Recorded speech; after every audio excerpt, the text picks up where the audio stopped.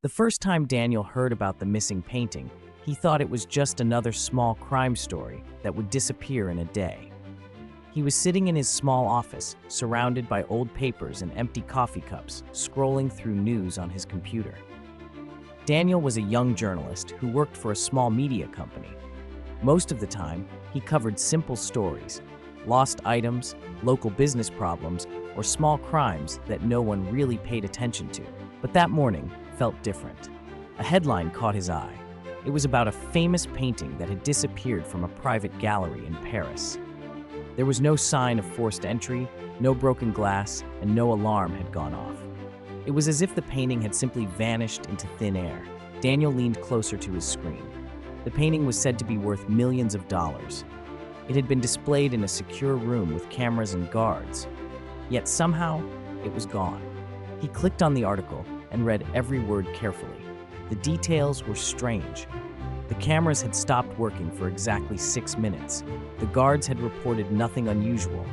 And when the cameras came back online, the painting was no longer there. It made no sense. At first, Daniel thought it might be an inside job. Maybe someone working in the gallery had planned it. But as he kept reading, something else caught his attention. At the bottom of the article, there was a short line mentioning that a similar case had happened a few weeks earlier in Italy. Another painting, another secure location, another unexplained disappearance. Daniel sat back in his chair and frowned. 2 cases like this, in different countries, happening so close together, it didn't feel like a coincidence. He quickly searched for more information. The more he looked, the more cases he found. A sculpture missing from a museum in Germany, a rare piece of art stolen from a collector in London. Each case had the same strange pattern. No clear signs of theft, no witnesses. And just like that, the artwork was gone. Daniel felt a strange excitement building inside him.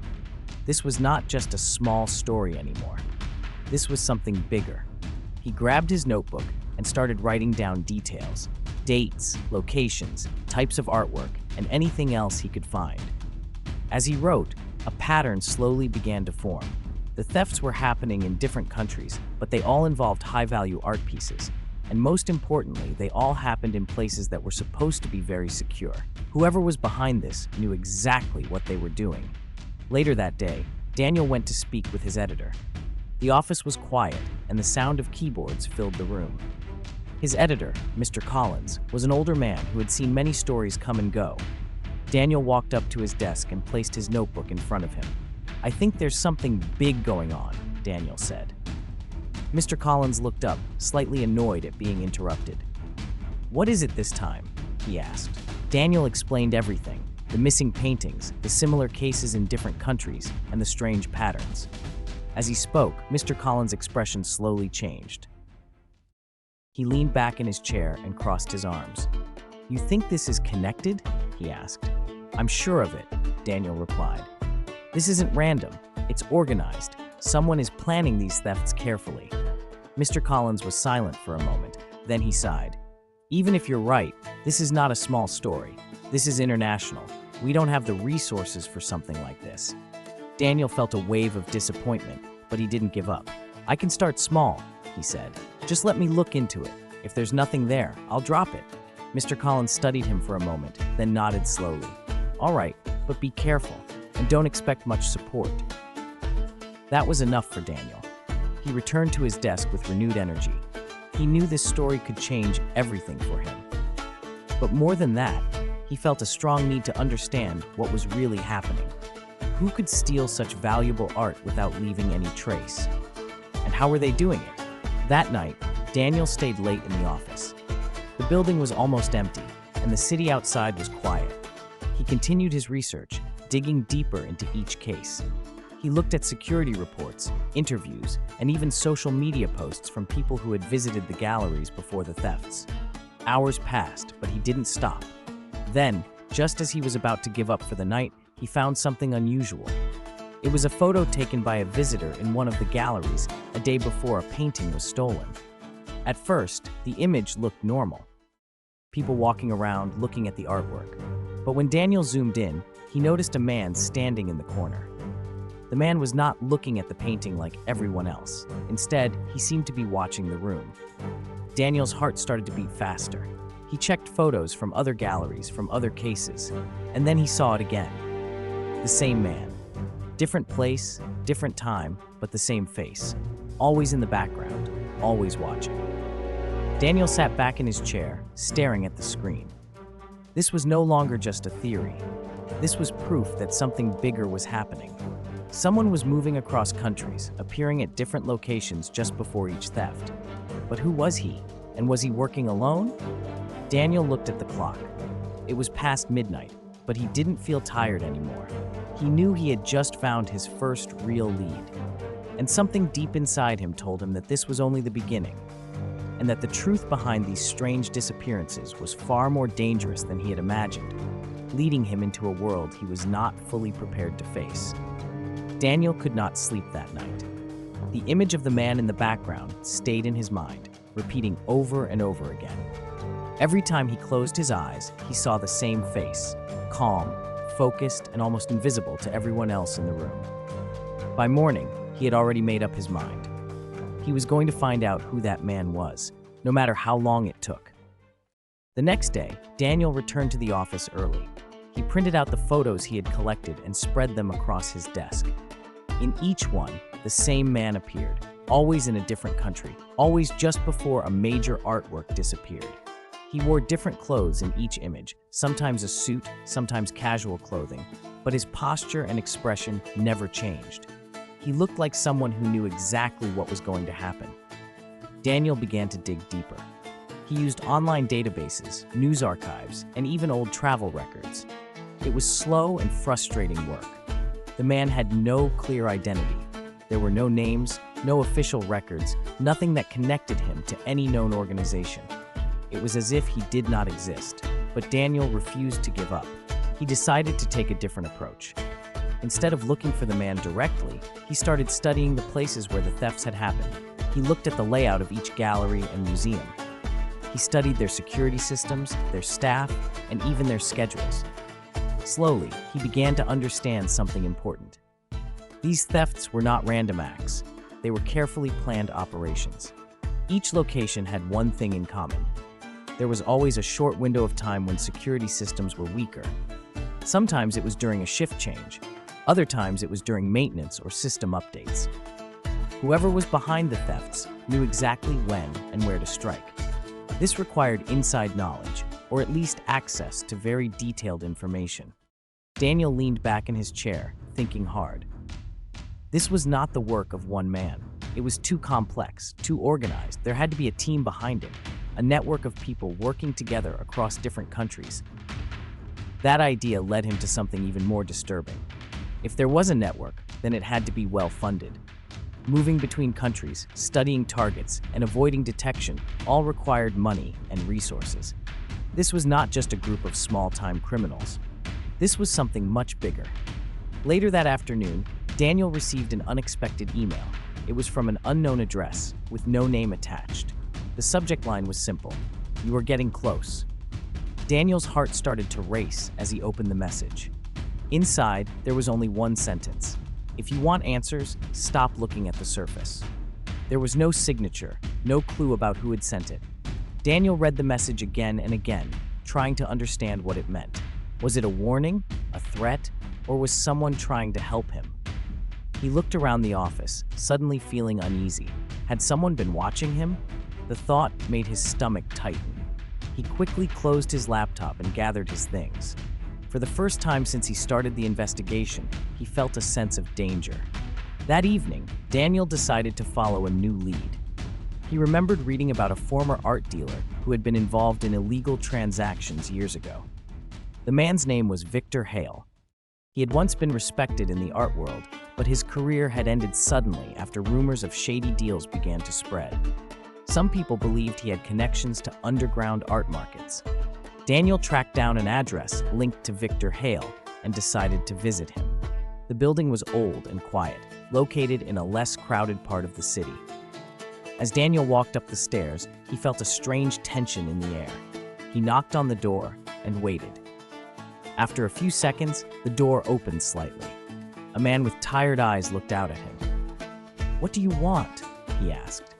Daniel introduced himself and explained that he was investigating a series of art thefts. At first, Victor seemed ready to close the door, but when Daniel mentioned the international cases, his expression changed. He hesitated, then slowly opened the door wider. "You shouldn't be looking into this," Victor said quietly. Daniel stepped inside. The room was filled with old paintings, books, and papers. It looked like a place frozen in time. "I need to understand what's happening," Daniel replied. Victor sighed and sat down. "There are people out there who don't just steal art," he began. "They collect it, privately, quietly. These people have money, power, and connections. They don't care about laws." Daniel listened carefully, his notebook ready. "Are you saying there's a group behind this?" he asked. Victor nodded slowly. "Not just a group, a network. They operate across countries. They use experts, hackers, thieves, even insiders. Each job is planned months in advance, and once the art is gone, it disappears into private collections. No one ever sees it again." Daniel felt a chill run down his spine. This confirmed everything he had suspected.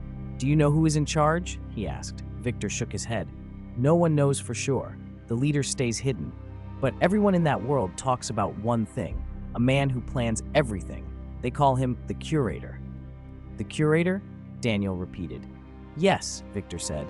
"He doesn't steal for money, he steals for control.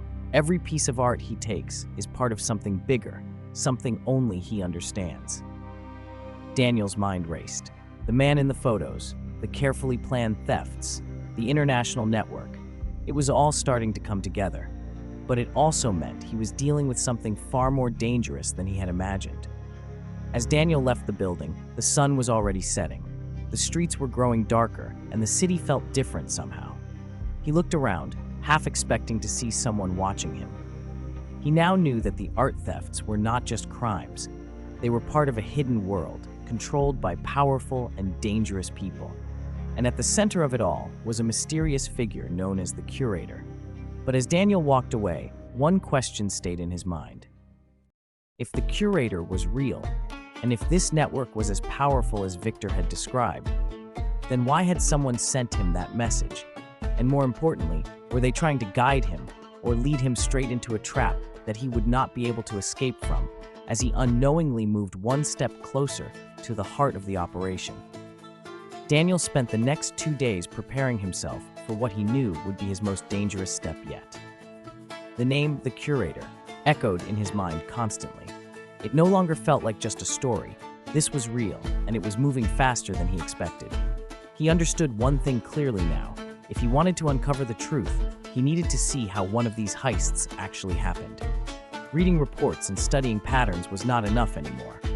Late on the second night, Daniel received another message from the same unknown sender. This time, it contained a location, a date, and a time. Nothing else. No explanation, just a simple instruction. Be there. Watch carefully. Daniel stared at the message for a long time. His first instinct was to ignore it. It could be a trap. But another part of him, the part that had driven him this far, told him this was his chance. If the message was real, he could witness one of the operations himself. That opportunity was too important to miss. The location was a private museum in Vienna. It was known for housing rare and valuable artworks, many of which were not displayed to the public often. One piece in particular caught Daniel's attention, a famous painting that had recently been brought in for a temporary exhibition. It was heavily guarded and considered almost impossible to steal. Daniel booked the next available flight and arrived in Vienna the following evening. The city was calm and beautiful, but he had no time to enjoy it. His focus was entirely on the mission ahead. He checked into a small hotel near the museum and spent hours observing the building from a distance. The museum looked secure. Guards stood at every entrance. Cameras covered every angle. The windows were reinforced, and the doors required special access. It seemed impossible for anyone to break in without being noticed. But Daniel already knew that these thieves did not break in. They slipped in without a trace. As night fell, Daniel positioned himself in a quiet spot across the street, where he could watch the main entrance without drawing attention. He wore simple clothes and kept his head down, pretending to be just another passerby. Hours passed slowly. Nothing unusual happened. The guards remained at their posts, and the building stayed silent. Then, just after midnight, something changed. A maintenance van pulled up near the side entrance of the museum. It looked ordinary, nothing out of place. Two men stepped out, wearing uniforms that made them look like staff. They moved calmly, showing identification to a guard before being allowed inside. Daniel's eyes narrowed. It looked normal, but something felt off. He quickly moved closer, staying hidden in the shadows. A few minutes later, he noticed something strange. One of the cameras near the side entrance flickered for a brief moment. It was so quick that most people would not notice it, but Daniel did. His heart started to beat faster. This was it. Inside the museum, the operation had already begun. From a side window, Daniel could see faint movements. The two employees were not alone. More figures appeared, moving quietly and with precision. They wore dark clothing and communicated with small hand signals. Every step they took seemed planned and practiced. Daniel realized he was watching a professional team in action. One of the men opened a small device and connected it to a control panel. Within seconds, parts of the security system began to shut down. Not all at once, just small sections, one by one, carefully timed to avoid raising alarms. It was a perfect balance between control and invisibility. Another person moved toward the main gallery where the painting was kept. He carried a case filled with tools, each one designed for a specific purpose. There was no rush, no panic. They worked like people who had done this many times before. Daniel felt a mix of fear and amazement. This was not just a robbery, it was a performance. Minutes later, the team reached the room where the painting was displayed. Two guards stood nearby, unaware of what was about to happen. One of the thieves pressed a button on a small device, and suddenly the lights in the hallway flickered. The guards turned to look, confused for a second. That was all it took. In a matter of seconds, the guards were quietly restrained and moved out of sight. There was no struggle, no noise. Everything was controlled. Daniel's hands were shaking slightly as he watched. He wanted to take pictures, to record everything, but he knew that even the smallest mistake could expose him. Inside the gallery, the final step was about to happen. The painting was protected by a glass case with advanced sensors. But the thieves seemed prepared for that too. One of them carefully removed a panel at the base of the case and connected another device. Slowly, the sensors were disabled without triggering any alarms. Then, with steady hands, the thief lifted the painting out of its frame. For a moment, everything was still. The painting that had been considered untouchable was now in the hands of a stranger. Daniel felt a chill run through his body.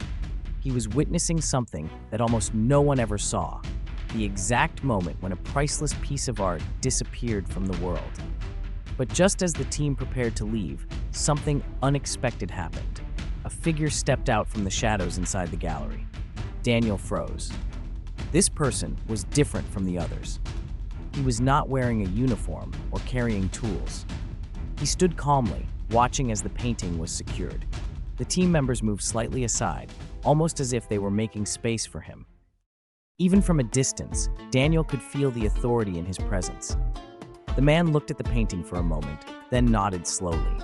It was a small gesture, but it carried weight, as if he was approving the work. Daniel's breath caught in his throat.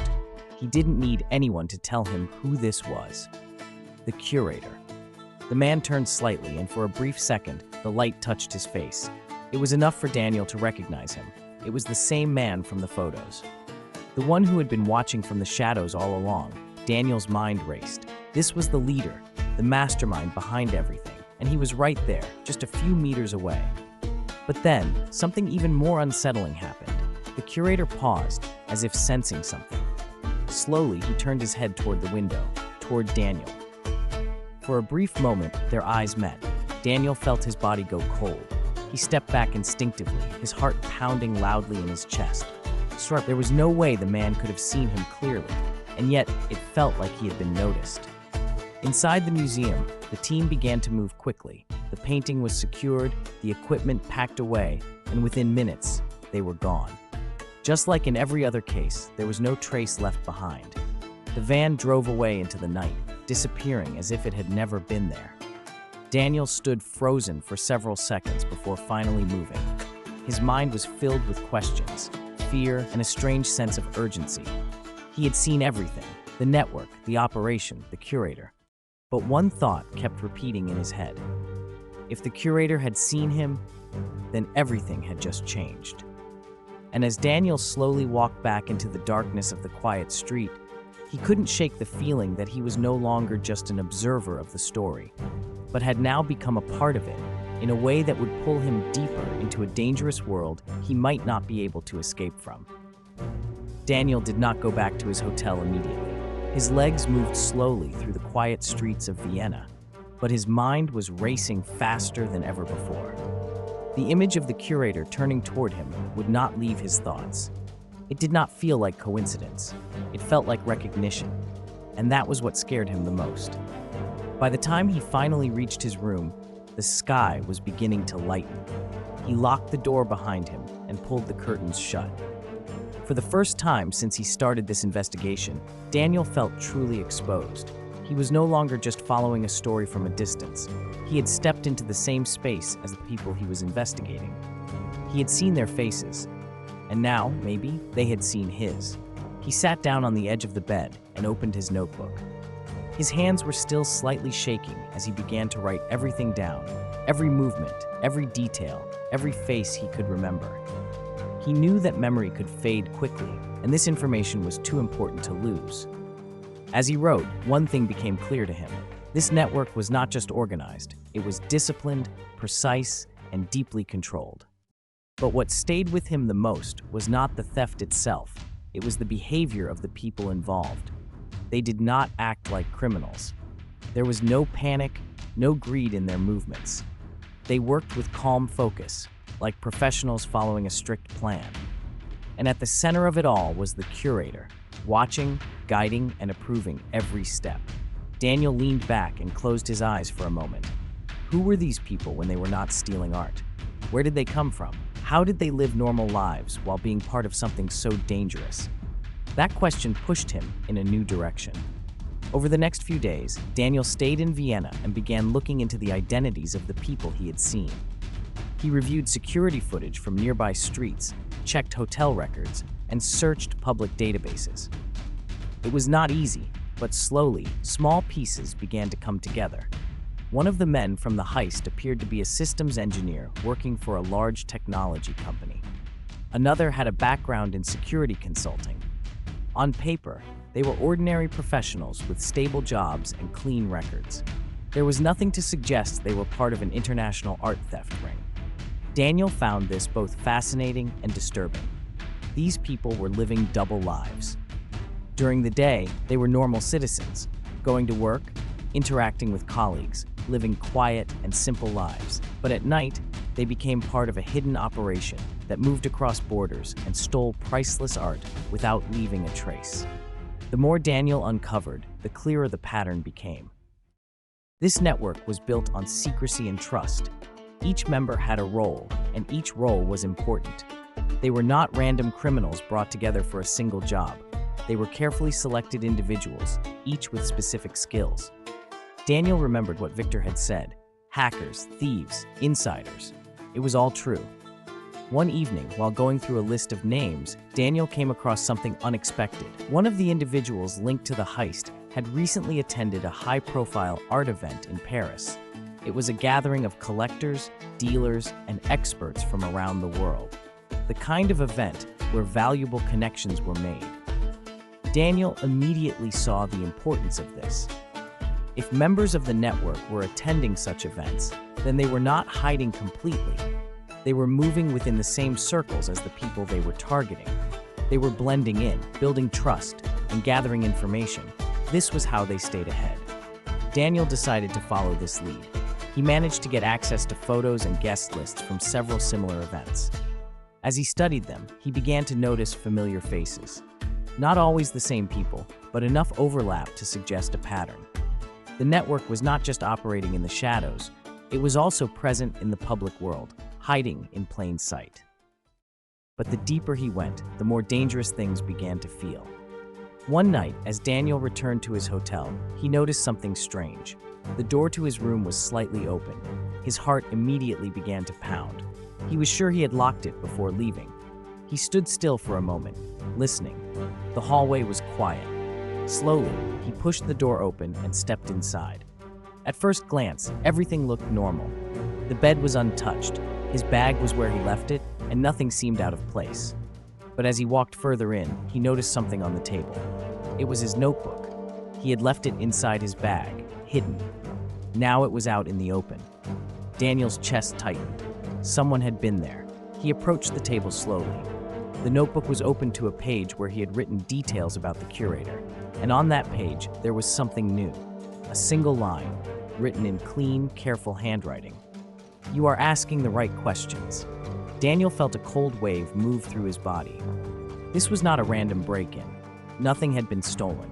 Nothing had been damaged. Whoever had entered the room had come for one reason, to send a message. And that message was clear. They knew who he was. They knew what he was doing. Daniel looked around the room again, this time with a different feeling. It no longer felt like a safe place. It felt like a space that had already been seen, studied, and controlled by someone else. He quickly packed his things, his movements fast and nervous. He knew he could not stay there any longer. As he closed his bag, his mind was filled with one thought. Was this a warning, or was it something else? As he stepped out of the room and into the hallway, Daniel realized that the line between hunter and target had become dangerously thin. He was no longer just investigating the network. He was now inside their world, surrounded by people who could reach him anytime, anywhere, without being seen. And as he walked away from the hotel, disappearing into the night once again, he couldn't ignore the growing feeling that the closer he got to uncovering the truth, the more he was stepping into a game that had already begun long before he even knew it existed. A game where every move he made was being watched and possibly even guided by forces he still did not fully understand. Daniel moved quickly through the crowded streets, keeping his head down and his thoughts focused.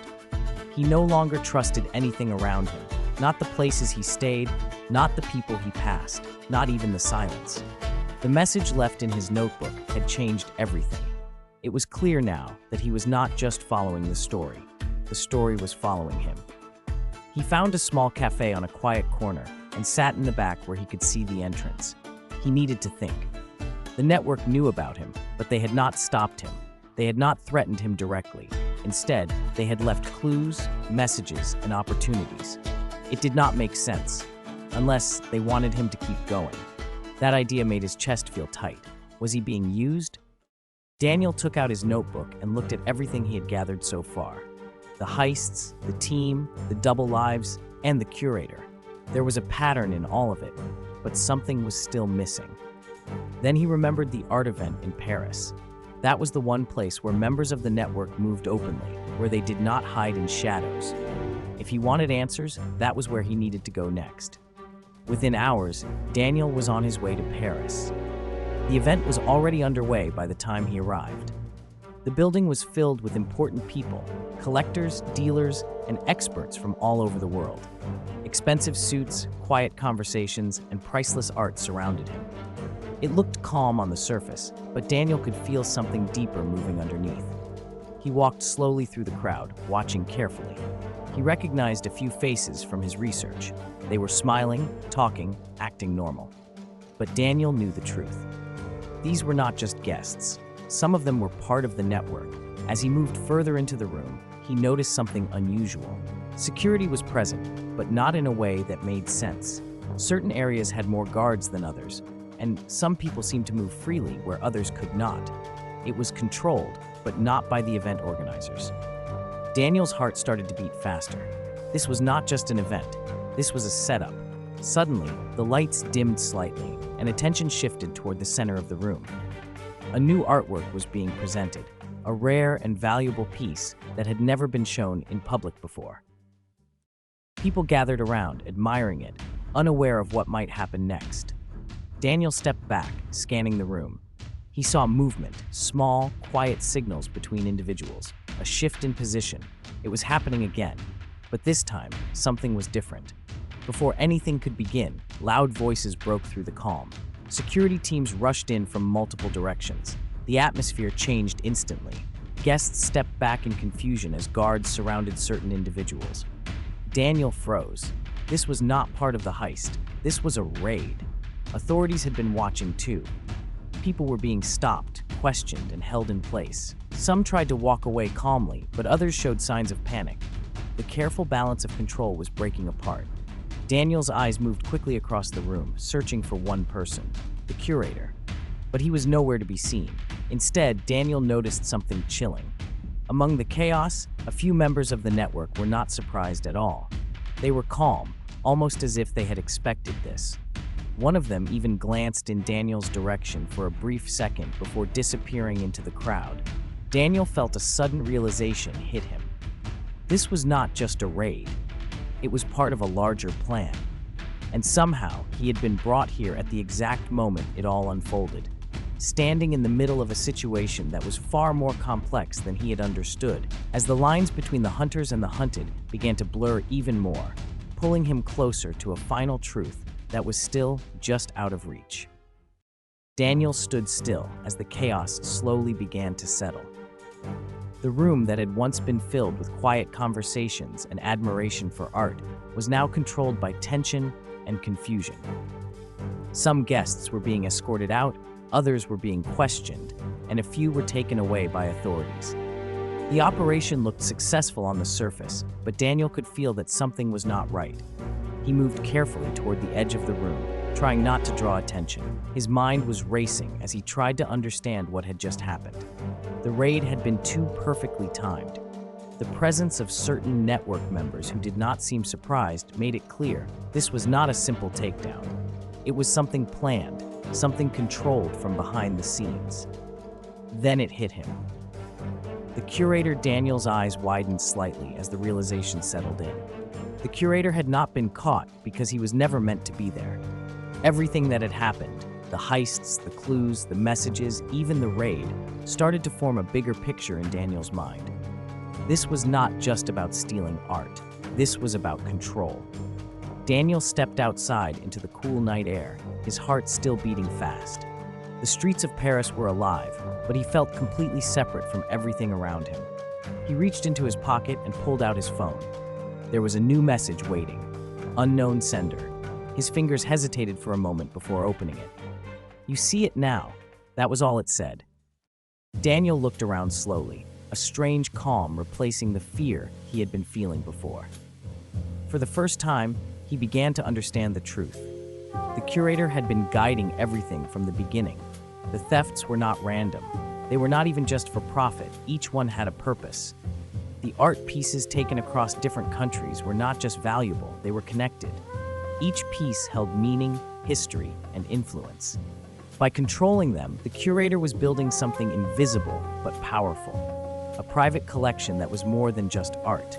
It was a statement, a form of control over culture, over history itself. And the raid? Daniel exhaled slowly as the answer became clear. The raid had removed certain members of the network, those who were no longer useful, or perhaps those who knew too much. It was a way to clean the system without exposing the leader.